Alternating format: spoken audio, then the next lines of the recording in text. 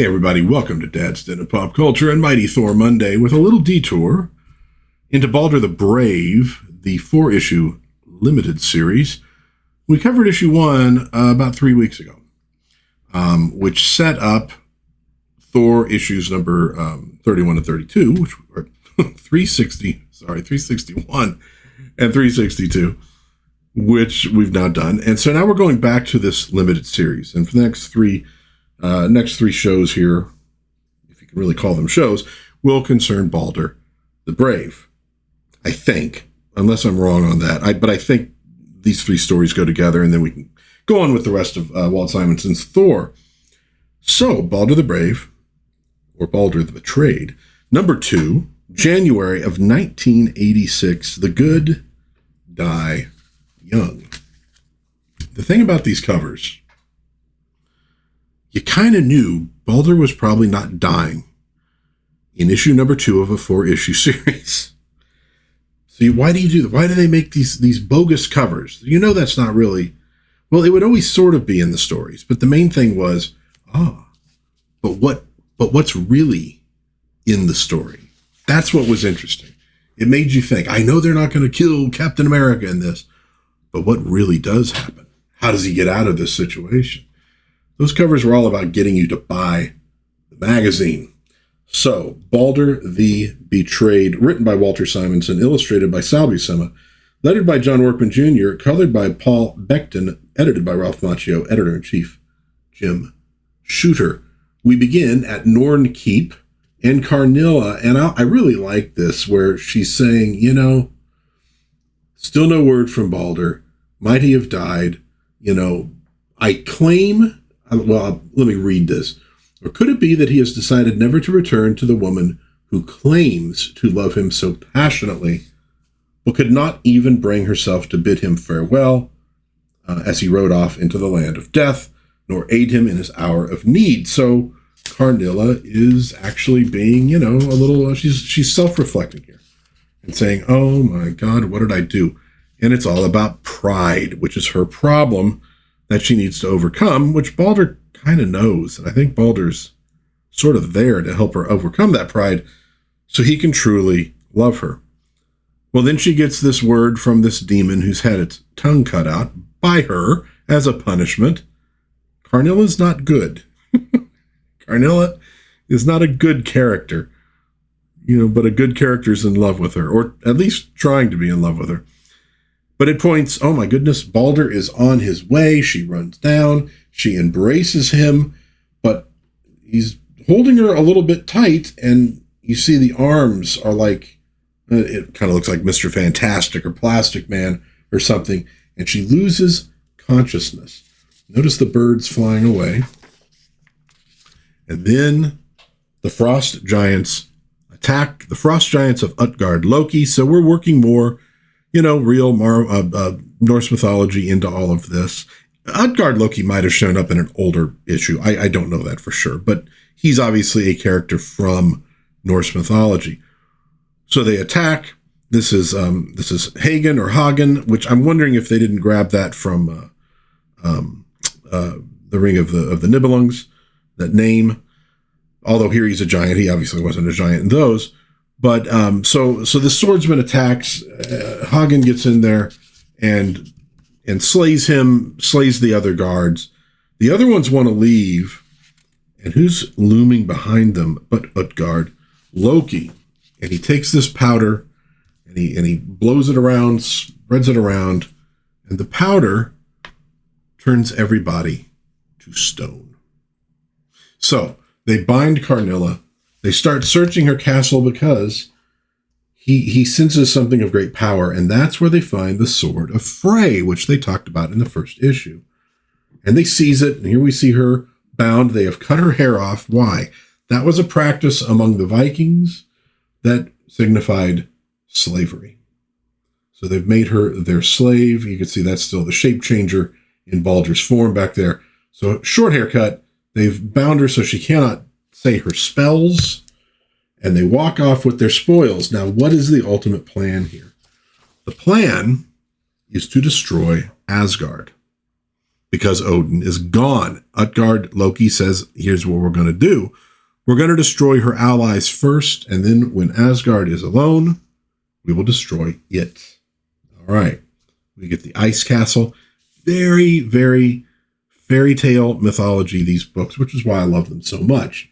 And it's fun to have that. You know, you have the modern New York setting of Marvel Comics. Just over the rainbow is this fairy tale land of Asgard. Balder and Agnar finally arrive. Notice Balder still has his arm in a sling. That was from taking that blast of, evil energy from Hela. His arm's not ruined. It's not broken. It's not ruined. It's coming back, but it's coming back slowly. And as they enter the kingdom, they discover the people turned to stone and know something horrible has happened here. And they get into the Norn Keep, and they hear from the birds. The bird tells Balder what has happened. Remember those birds flying away? And then Whiteface shows up, the eagle, and as Agnar speaks to him, and now he can't actually understand what the bird says, because he's wondering what really might have happened, he spots one of the axes of a frost giant and knows, oh my goodness, the birds are telling the truth. They've taken her. Balder finds her hair, so he knows that she has been enslaved by them. They reprovision, and they take off after the giants, led by Whiteface. Okay, so now if you understand your mythology, or you know your mythology, you know some of the stuff that Utgard Loki was known for. And they're going to have to deal with that. But first we see Karnilla. Here she is again. She can't speak. She's chained. She's being forced to clean the floors. Now, what did we see with Karnilla at the beginning? We saw her saying, oh, my pride, may have lost me Balder. I shouldn't be that way. But now, laugh now, you clods of little imagination. Someday Karnilla will be free of these shackles. And when that day comes, her heart shall be hard as these stones. So she was kind of lightening up a little bit. Now she's hardening a bit from this behavior. They come to this cliff, and Whiteface says, this is the path forward. And Balder strikes out for it, and he's like, Balder! He's like, I'm taking this path over here, and that path disappears. Utgard Loki is known for illusion. And so as a result, Agnar does survive, but his horse does not. And Balder's like, look, you got to deal with these kind of illusions. Whiteface can see through them, but I like this. Agnar says, I wish to be a warrior, Balder. I want nothing to do with sorceries. Show me an enemy I can see, an enemy I can fight. But these very sorceries are the weapons of our enemy, Agnar. And we must learn to fight the enemy no matter what form his attack takes. And so he shows how Whiteface is now flying through this mountain, which means it's not real either. And he says, well, follow me. Will you ride with me as we go on?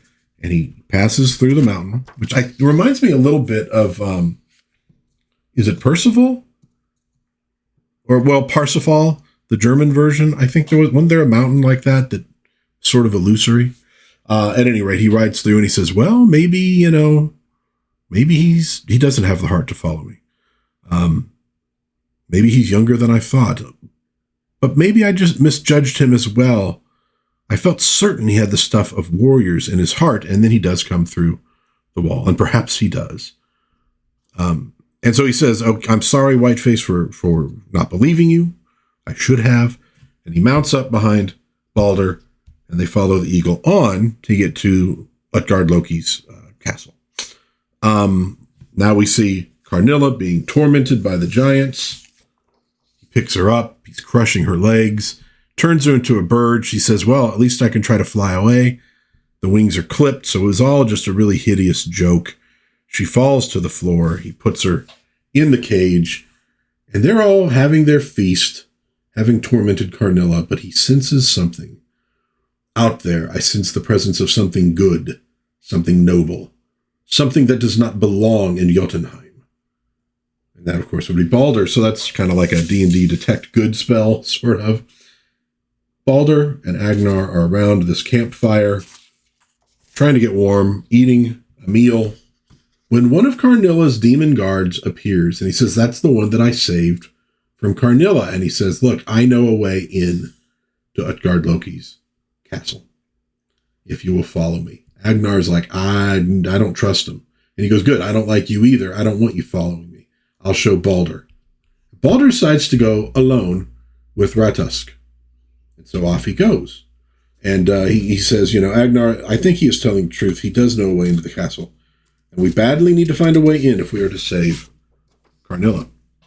So he goes off with him. Agnar waits behind and falls asleep for a moment. And he's awakened by Balder. I said the hidden way is open, and even now Ratusk guards it for us. I have returned for you, but the smell of the cooking pot has awakened my sleeping stomach. Is anything left within? Indeed there is, but as he turns, he notices these little birds flying away, and you can see Balder is drawing his sword, and he realizes this being is not Balder. And so he avoids his blow, and we have this fight, and he's basically saying, okay, I'm not as good as Balder, but listen, I have the giant blood. You're going to tire out before I do. Eventually, I'll get you. The birds return, though, and they attack his eyes. That is the opportunity Agnar needs to run him through. And as he's run through, the shape changer changes back to his original form. But what of the true Balder? More than ever, I fear he has fallen into a trap. And he follows along. And what does he come to? But seemingly Balder dead. That would be his cape, I believe. So, next, Balder. Is it the blasted, the bludgeoned, the bloody, the buried, the bygone? Check one, and don't miss the answer in the next exciting installment of Balder the Brave, on sale eventually. Which means they might have had a difficult time getting this thing produced.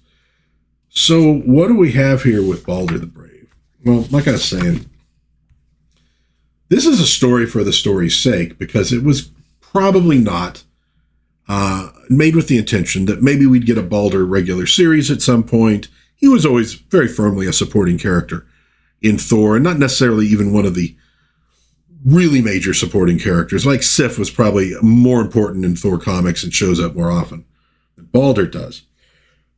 This was just a story, I think, that Simonson wanted to tell, and it's very much in the style of fairy tales, of old mythic stories. We have castles and illusions. We have sorcerers and giants, magic swords, all that kind of good stuff. But we are also getting some character development here from Agnar, who is learning to be a warrior from Balder and finding his courage. Balder, who is, he felt pretty bummed out having been back to Hell and experiencing all that again. But, he's been quiet, but he hasn't quite given up on things like he did last time. But Karnilla, he's willing to fight for and risk his life for. So we're getting him coming back into his own again after going through Hell. Getting some cool stuff from Utgard Loki as well. So, and Karnilla, this is a big story for Karnilla. And I like that they're taking characters that only really had to just sort of be there as a villain, and they're fleshing them out a little bit. Now, not to the point that, you're going to get a completely different character at the end of this, but it's nice to see how she reacts to things, her inner monologues, etc. Good stuff. From Walt Simonson and our pal Sal Buscema in Balder the Brave, #2 from January 1986. Let me know what you think about this one. I would love to hear from you in the comments. If you enjoyed this, please give it a like, maybe subscribe, maybe share with a friend. That would be very cool. But until next time, God bless everybody. Please be kind to one another. Have a little bit of fun out there. Read some Balder the Brave. And I will see you again hopefully soon in Dad's Den of Pop Culture. Bye-bye.